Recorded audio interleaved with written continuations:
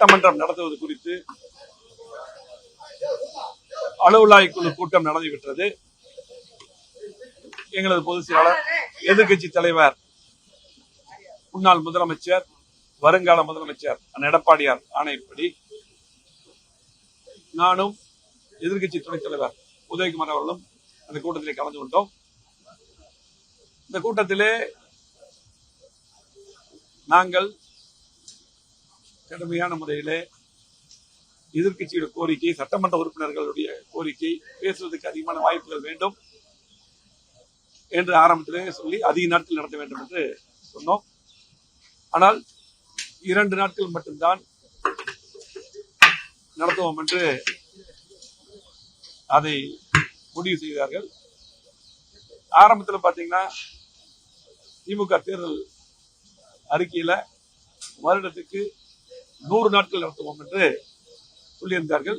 இதுவரையிலுமே 100 நாட்கள் மொத்தமாக நடத்திருப்பாங்க, அதே கேள்விக்குறியா இருக்கிறது. கடந்த முறை பட்ஜெட்லையும் கூட பாத்தீங்கன்னா 9 நாள்லயே முடிச்சிட்டாங்க பட்ஜெட். இந்த முறை பாத்தீங்கன்னா மழை வெள்ளம், அதே போல சட்டமன்ற உறுப்பினர்களுக்கு தொகுதியிலே மாவட்டத்திலே பல்வேறு பிரச்சனைகள் இருக்கிறது என்று எல்லா சட்டமன்ற உறுப்பினர்களும், அனைத்து சட்டமன்ற உறுப்பினர்களும் கோரிக்கை வைத்துக் கொண்டிருக்கிறார்கள், பேசுவதற்கு வாய்ப்பு வேண்டும். அந்த அடிப்படையில் தான் நானும் துணைத் தலைவரும் அந்த கோரிக்கையை வைத்தோம். இதுல பாத்தீங்கன்னா வெறும் 2 நாள்ல இது முடித்தது மிகப்பெரிய வருத்தம். ஏனென்றால் சட்டமன்ற உறுப்பினர்கள் மக்களுடைய பிரச்சனையை இங்கே கவனத்துக்கு கொண்டு வந்தால்தான், சட்டமன்றத்துக்கு கொண்டு வந்தால்தான் அந்த பகுதியில் இருக்கக்கூடிய அதிகாரிகளுக்கு சென்று அந்த வேலை நடக்கக்கூடிய வாய்ப்புகள் இருக்கிறது. இன்னைக்கு சட்டமன்ற உறுப்பினராக கிட்டத்தட்ட 3 வருடத்தை தாண்டி 4 வருடங்கள் ஆகிறது. சில பேருக்கெல்லாம் அதிகமா பேசுறதுக்கு வாய்ப்பே கிடைக்குது. ஆகவே திமுக அரசு முழுமையாக சட்டமன்றத்தை நடத்துவதில்லை. குறிப்பாக மாண்புமிகு பேரவைத் தலைவர் அவர்கள் அதுக்கு ஒத்துக்கொள்வதில்லை. சட்டமன்றத்தில் பேசுவதற்கும் வாய்ப்பில்லை, சட்டமன்றத்தை நடத்துவதும் குறைவா நடத்துறாங்க. ஆகவே அதிமுக பொறுத்தளவுக்கு கண்டிப்பா எங்களுடைய எதிர்கட்சி தலைவர் கண்டிப்பாக இந்த முறை ஒரு 10 நாட்களாக நடத்த வேண்டும் என்ற கோரிக்கை வலியுறுத்தி சொல்லியிருந்தார்கள். அதை வலியுறுத்தினோம். அதை அவர்கள் ஏற்றுக்கொள்ளவில்லை. அதே போல பாத்தீங்கன்னா சமீபத்தில் இன்றைக்கு எங்களது பொதுச் செயலாளர் எதிர்கட்சி தலைவர் அவர்கள் இன்றைக்கு மழை வெள்ளம் பாதித்த பகுதிகளுக்கு விழுப்புரம் போய் பார்த்தாங்க நேரம்.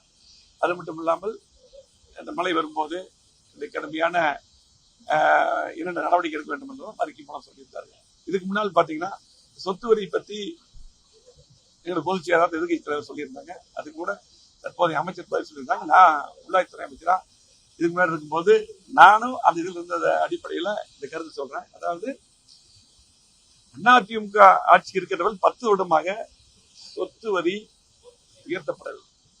இந்த திமுக ஆட்சி 100%, 150% பாத்தீங்கன்னா இன்றைக்கு அலுவலக கட்டடங்களுக்கெல்லாம் 150, அதே வீடுகளுக்கு 100% அதிகம் பண்ணியிருக்கு. திமுக ஆட்சி அது குறிப்பா மத்திய அரசாங்கத்திலிருந்து வலியுறுத்தல் வந்தது 15th ஃபைனான்ஸ் கமிஷன். அந்த நிதிக்காக அங்க இருக்கும்போது 14th finance commission, 15th finance commission எல்லா நிதியும் நாங்க நேரடியா போய் பேசி அதை பெற்று வந்திருக்கிறோம். இதுக்கு அது சம்பந்தம் இல்லை. மத்திய அரசு சொல்றது பூரா நம்ம ஏற்றுக்கொள்கிறது கிடையாது. அவங்களும் அப்படித்தான் எல்லாமே ஏற்றுக்கிறது இல்லை, நம்மளும் அப்படி இல்லை. அந்த நேரத்திலையும் கூட அதிகாரிகள் எல்லாம் கூட்டம் நடந்தது. அப்போது முதலமைச்சராக இப்ப இருக்கிற எதிர்கட்சி தலைவர் எடப்பாடியார் அவர்கள் இருந்தாங்க. அதிகாரிகள் சொன்னாங்க, மத்திய அரசாங்கத்திலிருந்து கடிதம் வந்திருக்கிறது, கண்டிப்பாக நாம் அதிகம் பண்ணாதான் இந்த நிதி வருந்தாங்க. அப்போ சொன்னது அந்த கூட்டத்தில் சொன்னது பைனான்ஸ் செக்ரட்டரி இருந்தாங்க, அதே போல சீஃப் செக்ரட்டரி இருந்தாங்க, எங்களை செக்ரட்டரி இருந்தாங்க. எல்லாம் இருக்கும்போது நாங்க இருக்கும்போது சொன்னாங்க, கொரோனா வந்திருக்கு, மக்கள் சிரமத்தில் இருக்காங்க. கொரோனா இருக்கும்போது அரசாங்கத்துக்கு வருமானம் குறைவதா இருக்குது, அந்த சூழ்நிலை எனக்கு தெரியும். இருந்தாலும் கூட மக்கள் மேல் இந்த வரியை ஏற்றக்கூடாது என்று ஏற்றவே கிடையாது.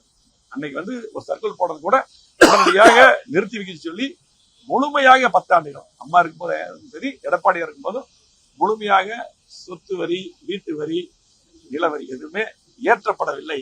இதை அது அமைச்சருக்கும் தெரியும். அது தவறா சொல்லியிருக்காங்க. கண்டிப்பா அதிமுக ஆட்சியில் ஏற்றல, திமுக ஆட்சி வந்திருப்பாங்க. அது ஏற்றிருக்காங்க. நன்றி.